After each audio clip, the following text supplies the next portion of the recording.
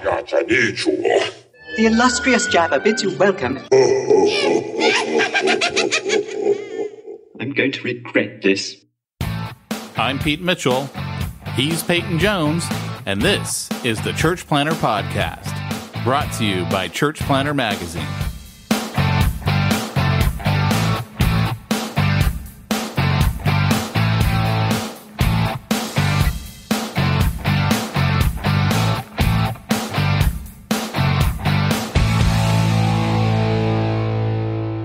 Stop being a preacher.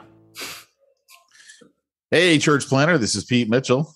And this is Peyton Jones. Here comes the train. That was just in time. We're getting a late start today. Oh, yeah. I'm going to miss that train. I was just going to say, everybody's going to miss that train. I won't. I'll be right here, just like E.T. told Elliot. So what I was going to say about Rogue One is literally one of the greatest scenes in cinematic history is Darth Vader showing up. Oh my gosh. It's so good. Like, I can't tell you, there's a couple scenes in the Star Wars cinematic universe that take you back to when you were a kid. The one where Luke turns up in Mandalorian, right? Spoiler alert, if you didn't see Mandalorian. But you know what? You're just lame. I really hate the CGI, Luke. I'm not a fan of they did good, though. So Tarkin was weird in Rogue One, and so is Leia. Leia's creepy. I didn't think Leia was. I thought Leia was better than Luke. Yeah.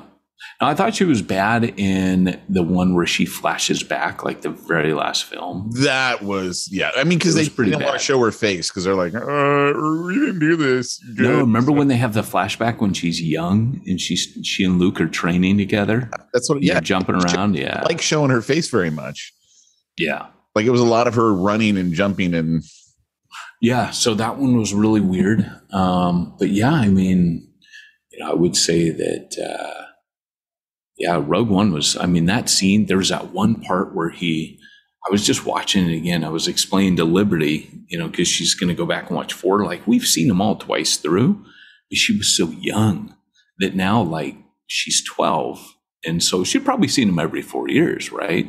So now she's watching them again. And I've got to explain, look, the next scene's going to open up. So I can't wait to get in and watch that scene. Probably not as cool for her, but there's that one part where Darth Vader, he force lifts a guy in the air.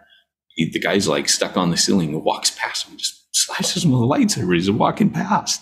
Like it's nothing. Like there's these combo moves he's doing that I'm like, man, they didn't have video games like today, right? Like there was no such thing as a combo move when they made the first trilogy. There is now.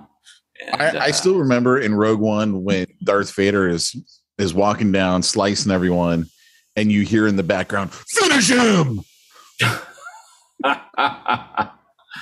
It's amazing though, because you got these guys screaming.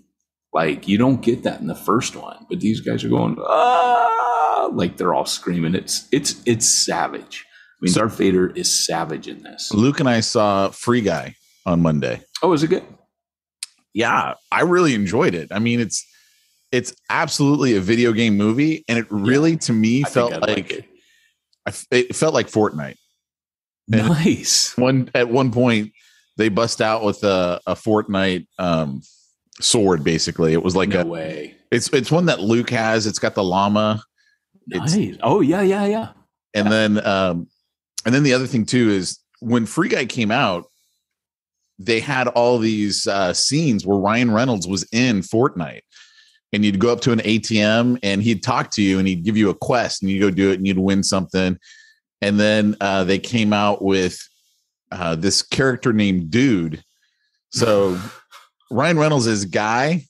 Yeah. And then, the video game creator wanted to make a buffed version of Guy because Guy was so popular. Right. So they made Dude, who's like, that's hilarious. This buff guy. And then he's got a tattoo of the blue shirt, which is what Guy, is known for wearing. He's known as Blue Shirt Guy. Okay. All right. And so Luke has that character. So after we went and saw it on Monday, it's like every game he's been playing as Dude. As Dude. That's awesome. Yeah, I think I got to see that one. I'll probably wait for it though. Oh yeah, at this point, it's almost out of theaters. Actually, yeah. I think we talked about Snake Eyes. Yeah, we did. You I can't remember. You were disappointed that they came out with a Snake Eyes movie because now people know what your tattoo is. I was because Secret Ninja tattoos are the bomb, and when it goes back to your childhood, both my tattoos. I only have two, but I'll get two more. The one on your other arm looks like two tattoos. Yeah, but it's not. It's actually the same picture. It's Smaug the Dragon and Lonely Mountain, and it's actually from Tolkien's original drawing. So it was one of his sketches, and the only one I would probably get that's not from my childhood is the London Calling album. I wouldn't put the words on there, but Joe Strummer smashing his guitar is probably one of the coolest, most iconic shots ever. And I think The Clash is top 3 bands for me. And it's hard because the bands rotate all the time, particularly old punk bands. But I've kind of been a solid Clash fan since I was about 13. I wasn't allowed to listen to the radio until I think high school. Really? Yeah. It's I think funny. That's part of the reason why I'm just not into music. Like I got Miley Cyrus Wrecking Ball, and other than that, I'm gonna send you. The other day I was listening to the Deftones. I'm like, I wonder if Pete would like this. I should send him some, and because you can share, songs. I've probably heard it. iTunes.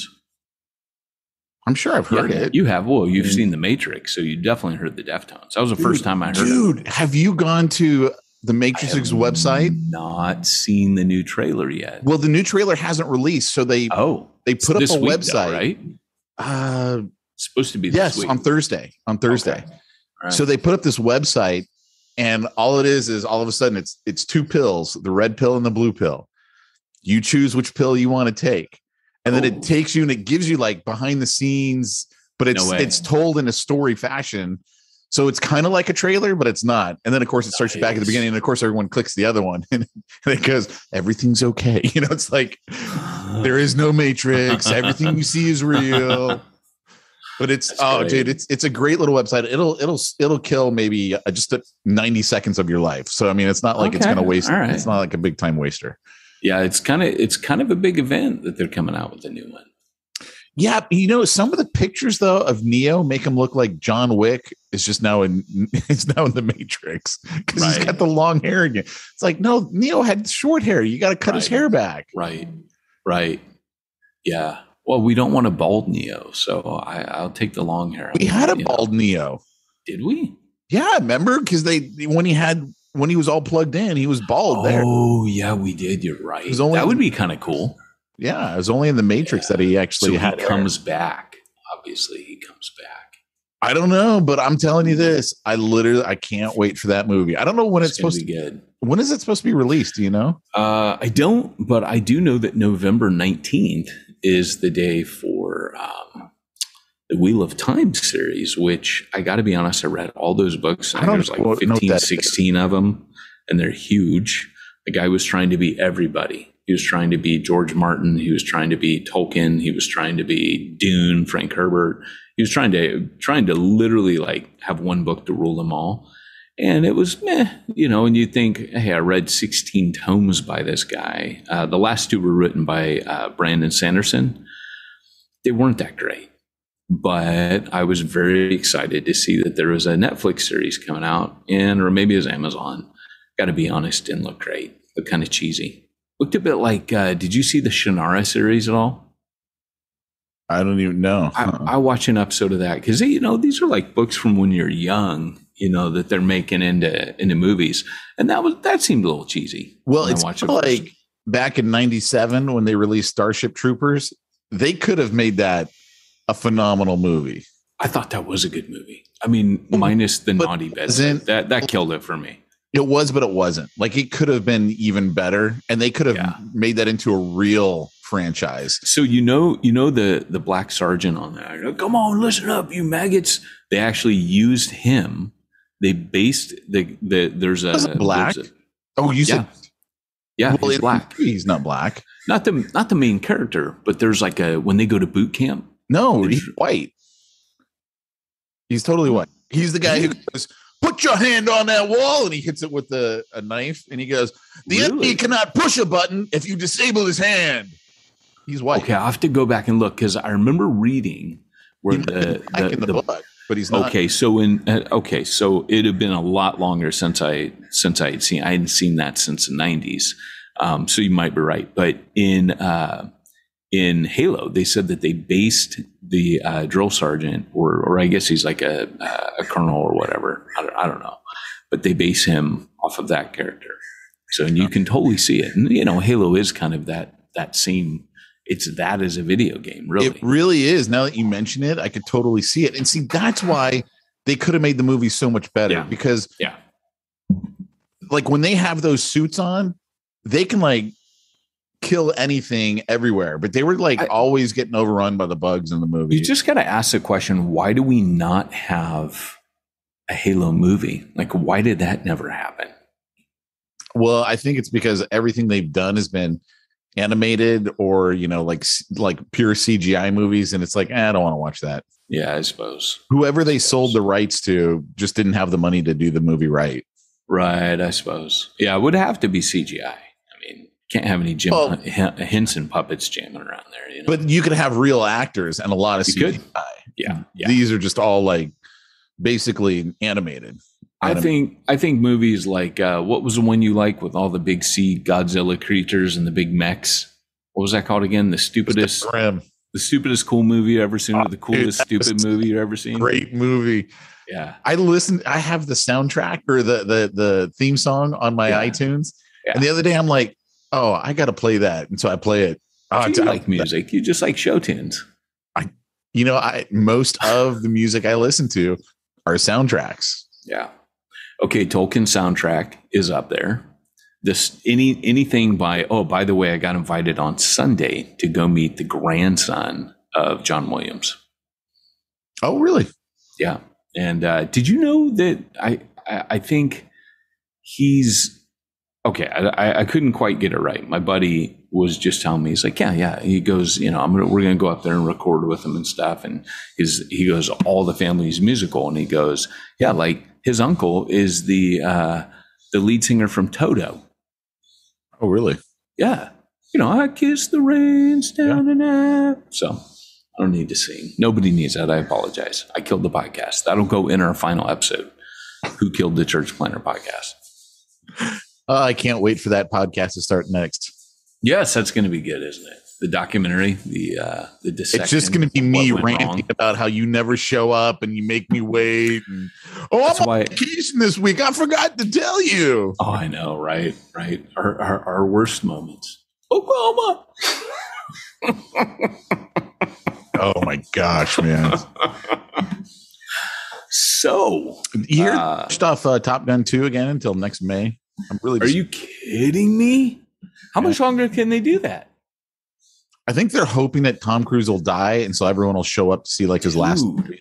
They just want it to be like people flooding the theaters. And well, no, I mean, when we went to Free Guy, I was surprised that the last two seats that were together were the ones that Luke and I got, and it was packed. That's the first time I've been in a packed theater. I don't know if it's because of a holiday and all that stuff, but there's a disconnect, isn't there, right now between, I never know what to think. I'm getting really controversial here, but on the virus, I mean, either it is a thing or it isn't a thing. And now if you got a packed theater and that thing is as bad as they say, then we got problems. If it's not, like for example, like schools right now, like you'll get an email, hey, your kid was exposed because it was in a class with a family that has it now, and then you got to stay home, but people aren't masking up.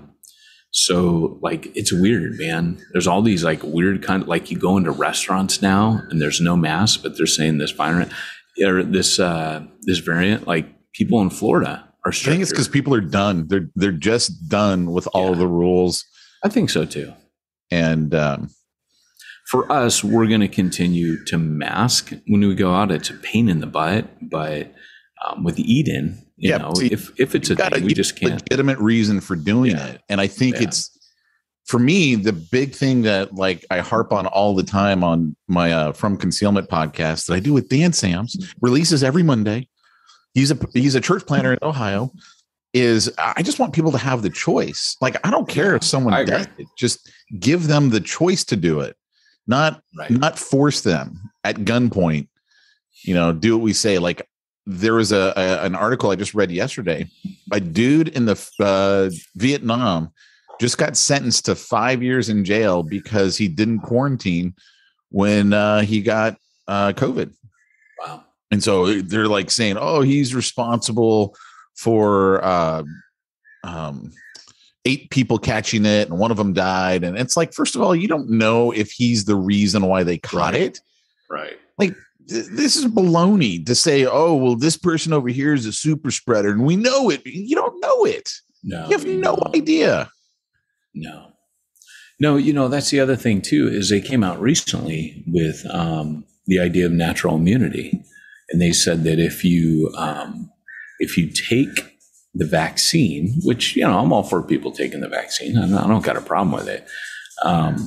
I personally, as a medical person, I'm like, you know, I'm going to hold back a little bit. I'm not in the politics of it. I neither side, where people are either all in or people are like, I think it's all conspiracy. Both of those extremes bother me. But what I do think is that everybody should have the freedom to do what they want. If you don't feel safe because you've vaccinated yourself and you're worried about other people spreading it, just stay home. You've vaccinated yourself to stay safe. It's kind of like the sex talk. The best prevention is abstinence, right? Like, if you need to abstain from a diseased society to ensure, that's the only way. So I think, you know, to a certain degree, it's common sense. But for me, you know, looking at it, I heard a doctor who, you know, I just listened to him. He always advocates the vaccine, and I always think, well, you know, give me a little more testing and a little more. The FDA means nothing to me because they gave an emergency okay in the very beginning, and I'm like, well, then now your official quote unquote okay, well, means nothing. Every drug that's been pulled from the market was once approved by the FDA. So, right. And there's no repercussion. Like, you can't go after anyone if it's wrong. And so, because there's no accountability for it, it makes me really nervous. I have friends who got it and had heart attacks. I've got things that I've seen now that have made me really, really worried. Particularly, you know, from my family. Like, there's existing medical conditions in my family. So we've just all said, well, we hold back. But my point is, I do listen to this doctor who talks facts, and he's a big fan. He tries to educate people on why they should get it. I'm not in agreement with him. But he says good things. I mean, you know, he's just given his opinion. I appreciate that. But he came out last week and said, hey, we just got to talk about this. Like, because I'll have people all the time, did you get vaxxed? And I'll say, no. And they look at me like, you freak, you know, what's wrong with you? You're part of the problem.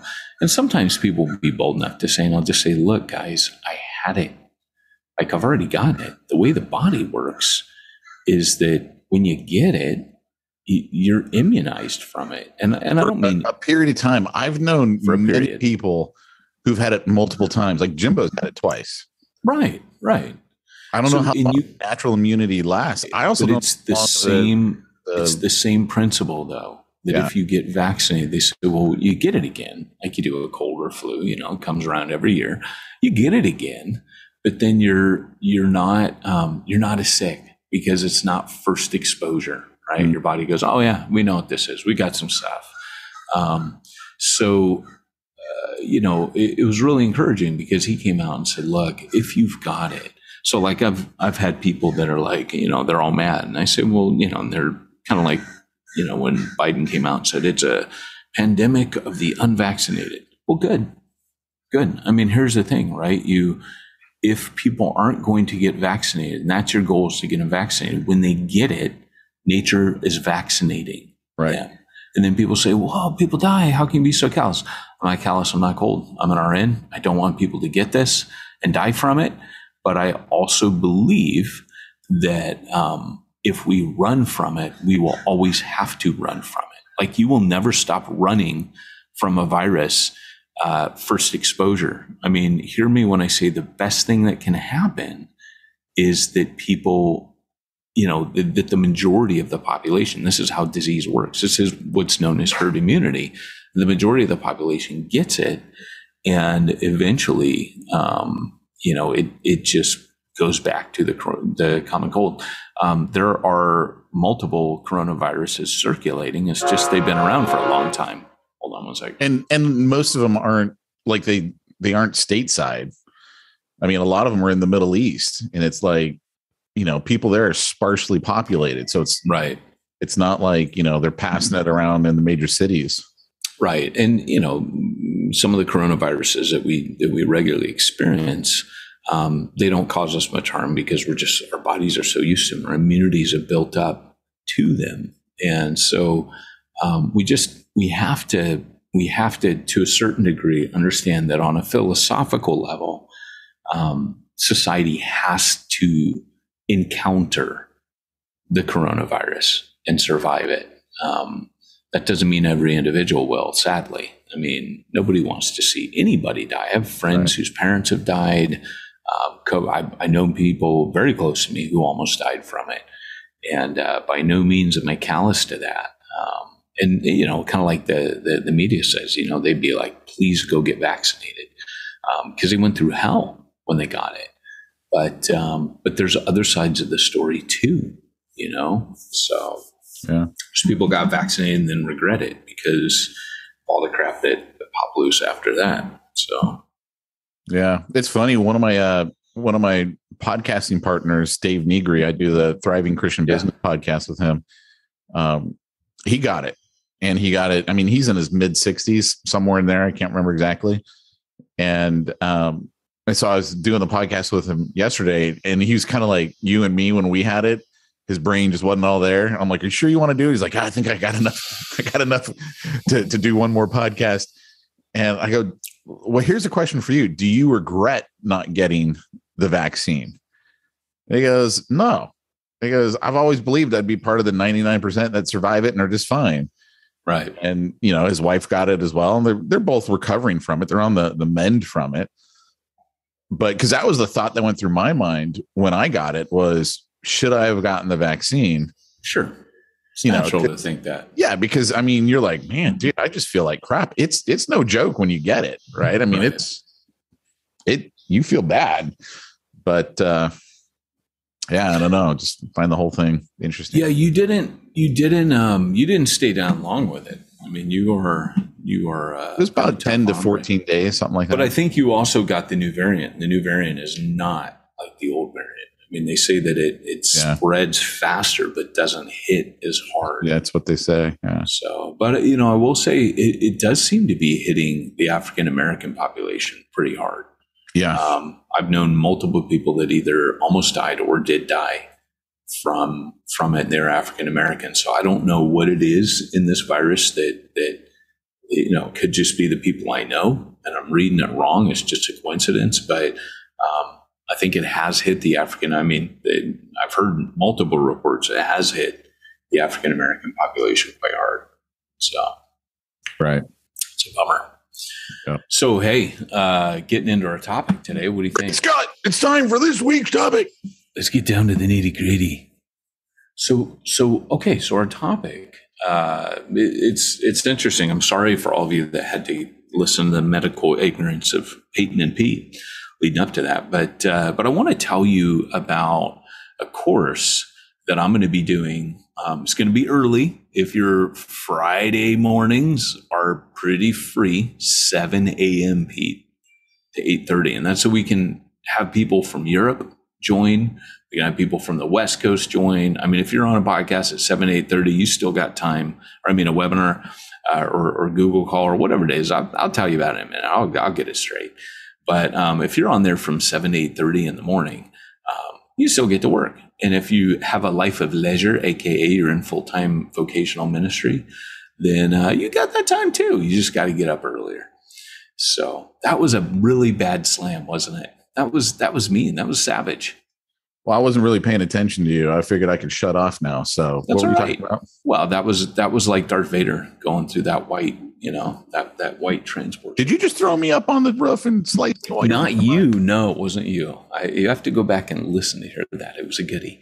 But yeah, so a little while ago, I got approached by Alan Hirsch, who just said, "Hey, brother, let's do something together." Now, when Alan Hirsch tells you that, right, let me just say, I have immense respect for Alan. Reading his books, he's just one of those guys where you come away going, how does your brain go there? Like, he is extremely intelligent. I call him the Einstein of APEST. But here's the thing, right? Like Alan's he's an interesting guy. Like he goes places. I would say he's a thought pioneer. He kind of caused, within evangelical circles, he caused the revolution that is currently taking place. When I wrote Church Zero, I had not yet read The Forgotten Ways. So I didn't know. I thought I was writing something a lot more original. I had read The Shaping of Things to Come. I don't remember what all I read in there. I remember at the time, I just remember thinking, these guys are radicals, more like the mission stuff. But when I read Forgotten Ways, I was like, oh, I'm not the first to the party. In fact, I found I was quite late to the party, but it still wasn't mainstream. And so I wrote Church Zero. I actually reached out to him before it published and said, hey, I was on my final edit. And I said, hey, I'm just reading your book. Can I steal a quote? And so the book says, when the paradigm shifts, everyone goes back to zero. And so that was because they named my book Church Zero. And I thought, well, that's kind of cool. That's what we're doing, is we're paradigm shifting. And I got that from Forgotten Ways. So I asked him, hey, can I use that quote you use in there? And he goes, yeah, cool. And he endorsed it, which was kind of radical because nobody knew who I was. Nobody cared who I was. Alan was just being generous. So recently he got in touch. We've been circling each other for a number of years. First time I ever met Alan, he just talked to me about prayer for like 20, 25 minutes. And I remember thinking, okay, This dude's cool. Yeah. That's interesting. I just said, first time I met him, I was with Robert Frazier, the guy who runs Exponential up in Boise. And he was part of my network back then. We trained him up. He actually, you probably remember, he came through jump school and all that. Oh, yeah. He's in Boise now. Yeah. He says that was literally the best training he's ever gotten. Like, not just on church plan, but he goes, look, it was the best. It's better than anybody. Like, he loved it. So it was really interesting because I was meeting up with him and we're hanging out in this quiet little spot.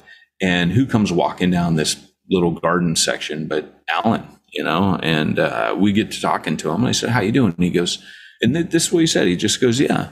He goes, I've just been meeting with God every day. And he goes, it's just amazing. Like, he goes, I'm not bragging. I'm not boasting at this. He's a real humble dude. He goes, I just am spending like 6-7 hours a day in prayer right now. I remember just thinking, okay, hold the door. This dude's a little unique. And, he's where I think I want to get to know this dude better. Like, that's cool. And he just said, look, I don't want anything. I don't need anything. I just keep drawing closer to God. Well, then some of his best works came out of that. Like, I'm reading Reformation. Haven't finished that, but that's a book all about that, about prayer and spirituality. But his book 5Q was kind of like Alan 2.0. He wrote that as almost like an outline, like a map of the APEST universe. And I'll give you a quick summary of what he said in it. APEST, right? You break Jesus down. Paul says when he ascended on high, he split himself, his ministry up into 5 different functions and gave that to equip the church to do the work of the ministry. Cool. He says, and this is so that eventually the church will grow up and fill the Jesus-shaped hole. So Alan goes, well, look, if Jesus is made up of these five functions and Christ is the image of God, that means the Father also has an APEST side to him as well. And if man is made in his image, then that means all humans have this 5 APEST. And so it's kind of like a logic, but he walks through it.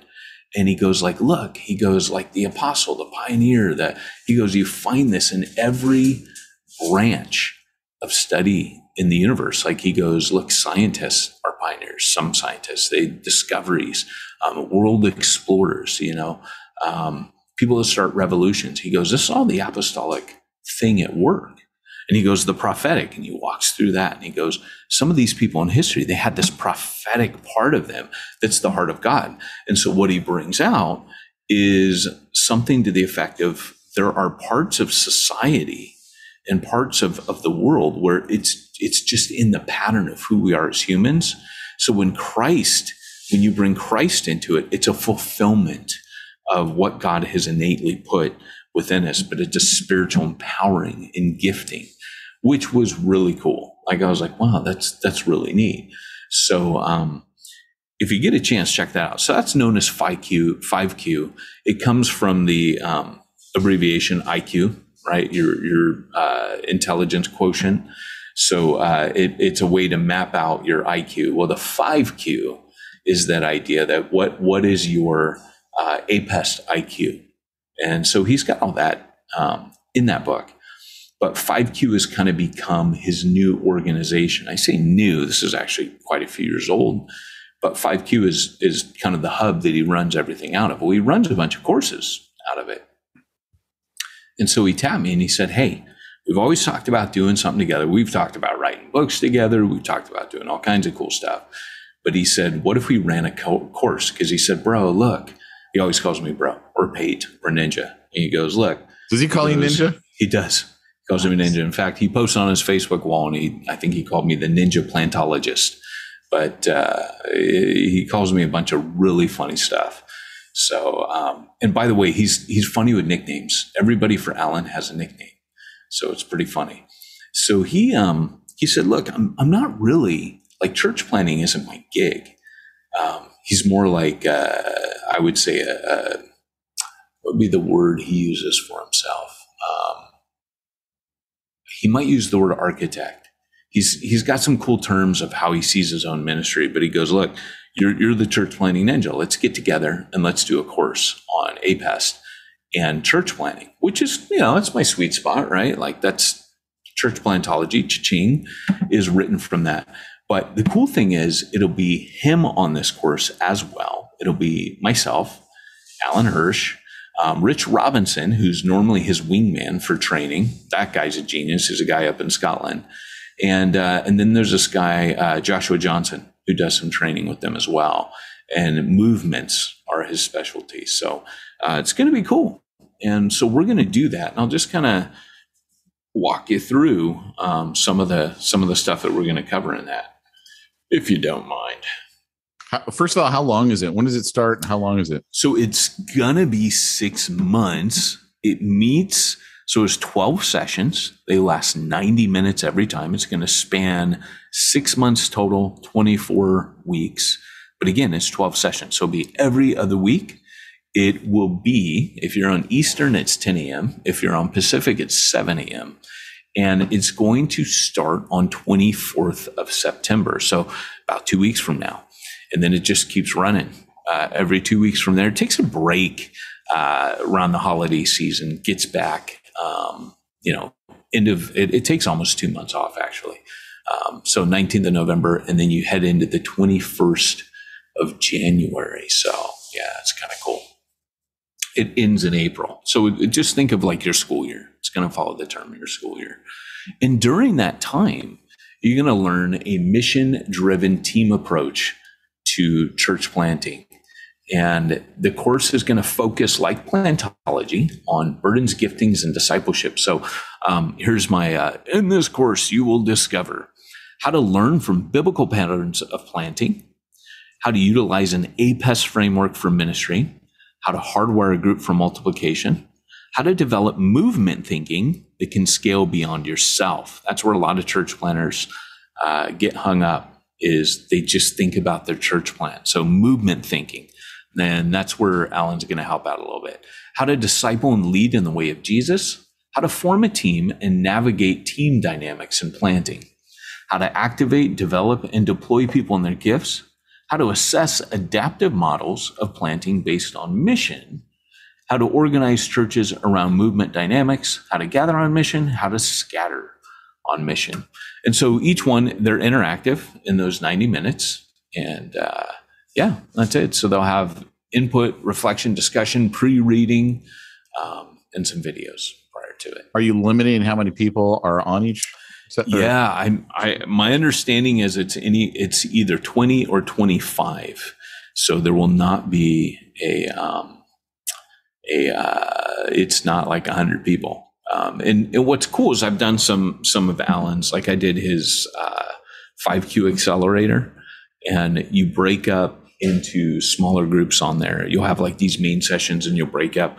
And I'm telling you, like doing courses with these guys, they have this way of like finding like that nagging question that's deep down inside of you that changes everything. Like when I went through 5Q, I felt like I got punched in the face with the first question, and they just kept getting better. Like every question that they're asking, you're like, dude, like they almost feel like prophetic questions. Like they ask you, they're helping you identify what some of your obstacles in those areas are and how to overcome them. It's pretty cool. It's almost like having a coach as well as having training. So I'm impressed. I'm following their format for this because I do my own trainings and I use my own formats. But for this, they're like, no, we'll do whatever you want. I'm like, no, I like your format. I want to follow that format. So that's it. So most of the sessions will be led by myself.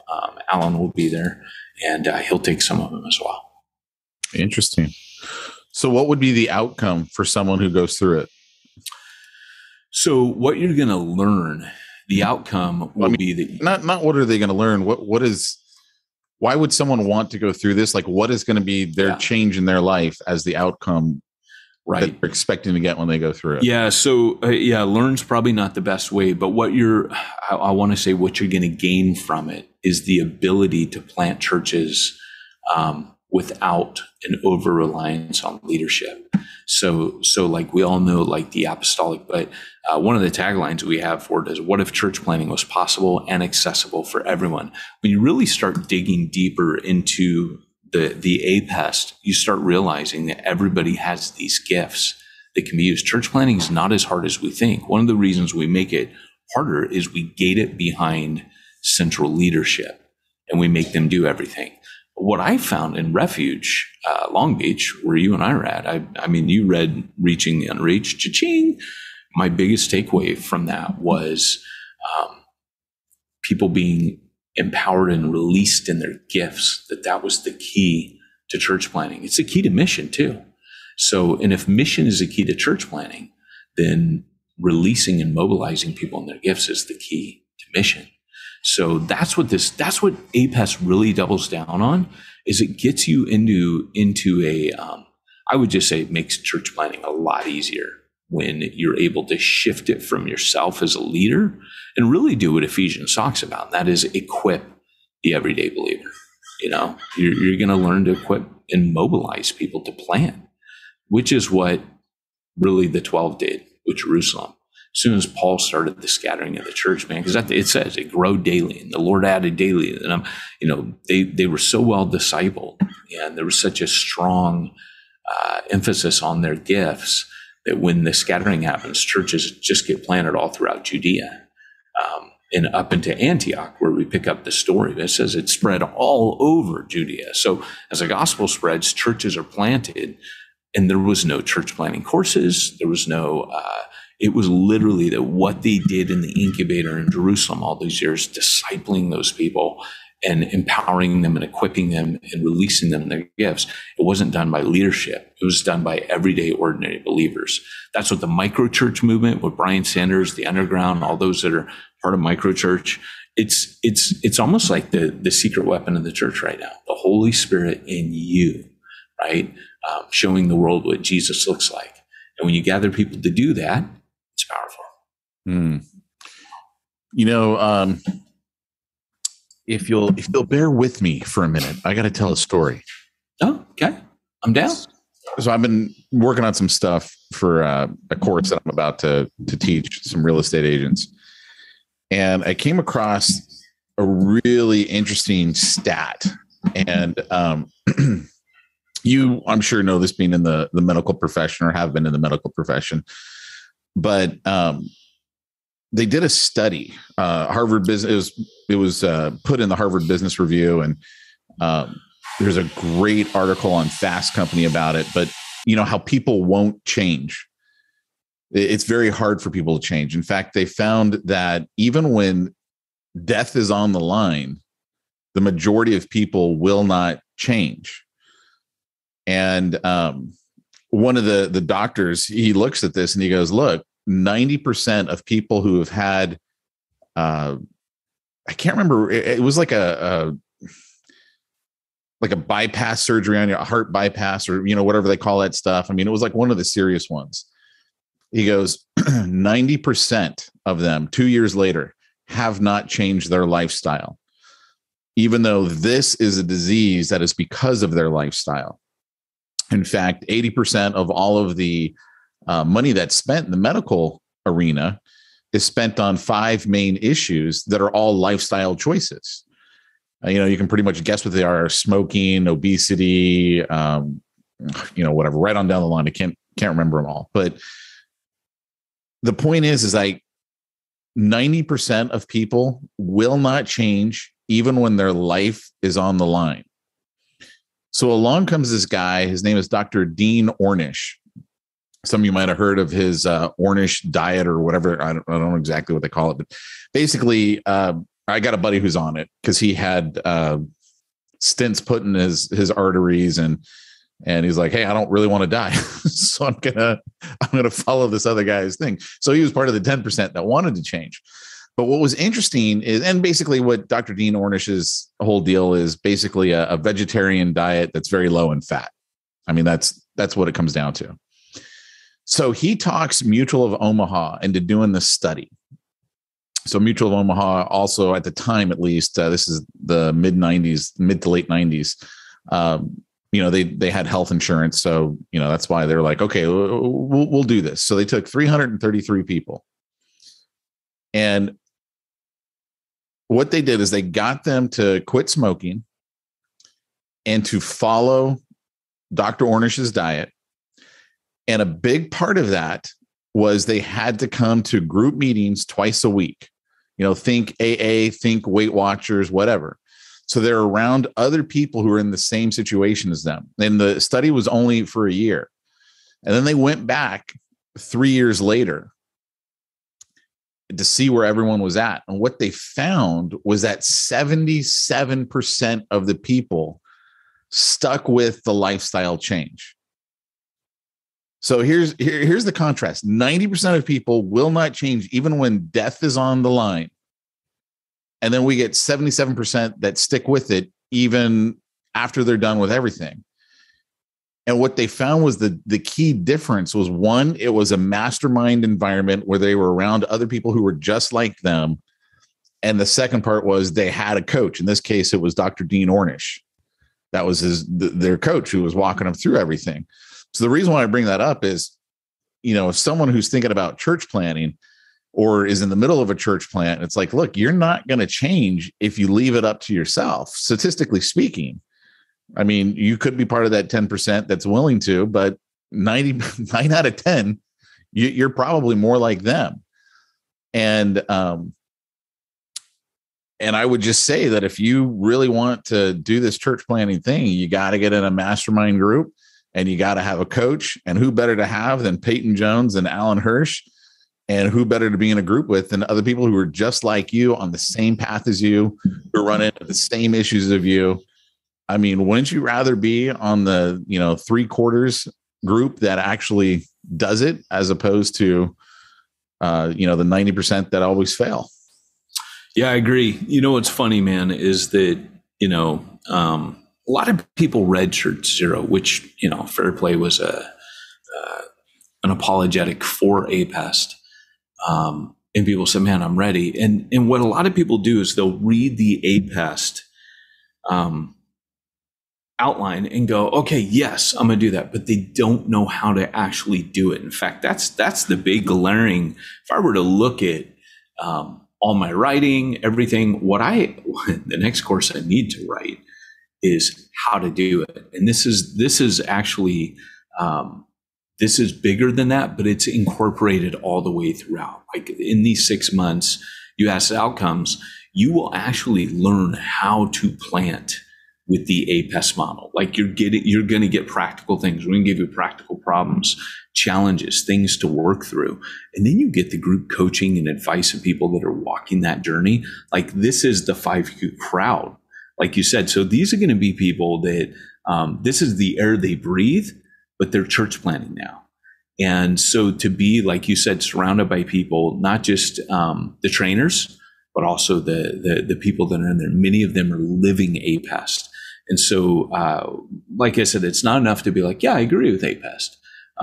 Because what you'll do when you plant is often you'll go back into, and I've watched this in churches I've planted, and I've watched this in people in New Breed, where they just plant the church with a subscription to the APEST idea, but in practice, they don't know how to do the team leadership that we talk about in Church Zero Cha-Ching, in church plantology Cha-Ching. So this course is definitely going to help you gain some of those skills. So thanks for that, Pete. Yeah, I think register or sign up or get info or whatever they're doing. Yeah, so it's on the ministryninja.com website, and the specific link, it'll be really easy to remember. It's ministryninja.com/5Q. So ministryninja.com. Number 5 or spelled out? 5, the number. Yeah, so thanks for that. 5 and then Q, no space, just 5. No space. Yeah. ministryninja.com/5Q. 5Q. So go there. That'll tell you everything. It's got the schedule. It's got all that stuff. It'll tell you what you learn, yada, yada. And then you click through onto that, and it'll put you into a form that you fill out. We'll gather a little bit of information about you so that before you even come in, we know who's in the room. We know, we'll learn who you are and get to know your background a bit, and then we'll be ready to hit the ground running. So, and it's not too expensive. It actually, they because it's the first time we're ever running it, it's way cheaper than it would normally be. So I'll let you, I won't give any numbers out, but I'll let you go in there and just understand this is cheap. So cool. Well, cool, man. All right. Well, hey, thanks for letting me share that, Pete, because this is the closest I ever get to a commercial, I suppose.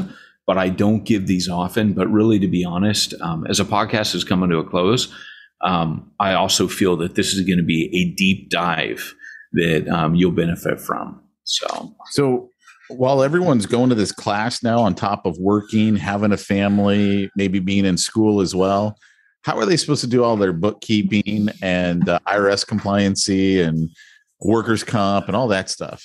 Well, you've seen, Pete, they're not. We don't want anyone to do that stuff anymore. We want Simplify Church to do it. Nice. SimplifyChurch.com, I'm assuming. Yeah, simplifychurch.com. You can head over there. They will deal with all your bookkeeping and tax compliancy needs. They even have things like EA help and payroll services. So check out simplifychurch.com. They're good friends of us, good friends of this podcast. We know them in and outside of this space. So be sure to check them out. Tell them that we sent you. Cool. And is there a way that they can keep all of their stuff online in one spot? I'm not sure what you're talking about, but let me tell you about this really cool service I know of that's called Sermon Boss. Sermonboss.com, Pete. What it actually does is it helps you be a boss with your sermon. So people go to your website, you send them out, you shoot them here, you shoot them there. You say, hey, check out my video, and you send them to YouTube, or you send them to, what's the other one? Podcast, Spotify, YouTube. Yeah, no, what's that other video site? Not Vimeo. Vimeo. Vimeo. Yeah, you send them to Vimeo, you send them to Right Now Media. What if you could keep them all there and including your podcast? So you don't got to send them off to Apple iTunes. You just send them a link. Hey, check out my podcast. Boom. It's all right there. And it's responsive to their mobile phone. Well, check it out, sermonboss.com. It's going to solve a lot of the problems that you have. It's going to increase your metrics on your site. And definitely check that out. It'll keep people there for the content that they want, sermonboss.com. And let's just say that I need other APEST members. Is there like APEST, simplifyapest.com or? No, there should be though. I think you just invented it. APESTboss.com or? No, it's called apestme.com. Nice. Or is it apest.me? No, it's not that. Oh. It's apest yourself. And that's one. And check yourself before you wreck yourself. That's pretty good. All right. I'm going to be thinking about this all day now. I'll be texting you. All right. Well, guys, thanks for joining us for the podcast today. This has been Peyton Jones and Pete Mitchell reminding you, if you want to reach the ones nobody's reaching, you need to go where nobody's going. Sign up to this course and do what nobody's doing.